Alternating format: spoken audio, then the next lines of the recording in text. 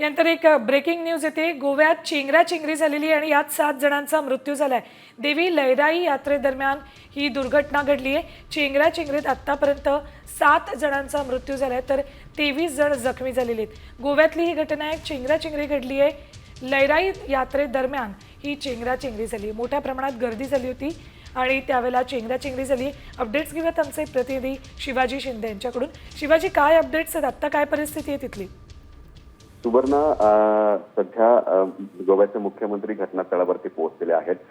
गोव्यात गेल्या 2-3 दिवसापासून लयराई देवी ही खूप प्रसिद्ध यात्रा आहे आणि इथे देशभरातून अनेक लोक इथे उपस्थित असतात आणि याच दरम्यान एक विशेष स्नान करण्यासाठी लोकांची गर्दी प्रचंड झाली होती आणि याच दरम्यान एक चेंगराचेंगरीची घटना घडली आणि यात 7 जणांचा मृत्यू झाल्याची प्राथमिक माहिती मिळते आणि 23च्या वर आणि जखमींचा आकडा हा जास्त असू शकतो अशी माहिती मिळते।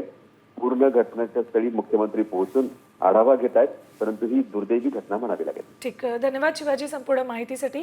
तर गोव्यामध्ये देवी लयराई यात्रेदरम्यान ही दुर्घटना घडलेली आहे। चेंगराचेंगरीत 7 जणांचा मृत्यू झालाय। मुख्यमंत्री प्रमोद सावंत या ठिकाणी पोहोचले आहेत। गोव्यातल्या चेंगराचेंगरीमध्ये 7 जणांचा मृत्यू झालाय। जखमींचा आकडा सध्या तरी 23 सांगण्यात येतोय, मात्र हा आकडा जास्त असू शकतो।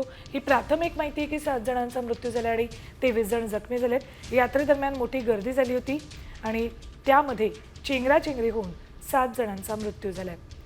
जखमींवर सध्या उपचार सुरू आहेत आणि घटनास्थळी मुख्यमंत्री दाखल झालेले आहेत। परिस्थितीचा आढावा घेत आहेत। अधिकृत आकडा अजून तरी जखमींचा आणि मृतांचा समोर आलेला नाही, मात्र सध्या तरी प्राथमिक माहितीनुसार 7 जणांचा मृत्यू झाला।